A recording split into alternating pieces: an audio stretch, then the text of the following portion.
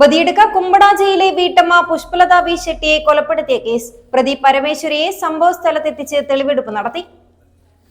കുമ്പടാജി അജ്രയിലെ വീട്ടമ്മ പുഷ്പലത വി ഷെട്ടിയെ കൊലപ്പെടുത്തിയ കേസിലെ പ്രതി പരമേശ്വരിയെ പോലീസ് തെളിവെടുപ്പിന് ഹാജരാക്കി. 2 ദിവസത്തേക്കാണ് ഇയാളെ കോടതി അന്വേഷണ സംഘത്തിന്റെ കസ്റ്റഡിയിൽ വിട്ടത്.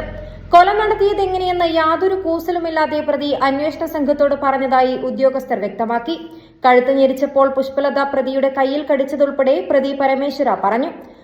കൊലപാതക സമയത്ത് പ്രതി കവർന്ന സ്വർണമാല പിടികൂടിയ ദിവസം തന്നെ അന്വേഷണ സംഘം കണ്ടെത്തിയിരുന്നു.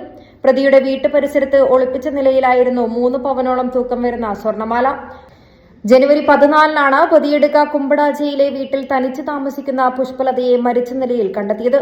തുടർന്ന് പരിയാരം മെഡിക്കൽ കോളേജിൽ നടത്തിയ പോസ്റ്റ്മോർട്ടത്തിൽ കൊലപാതകമാണെന്ന് കണ്ടെത്തുകയായിരുന്നു.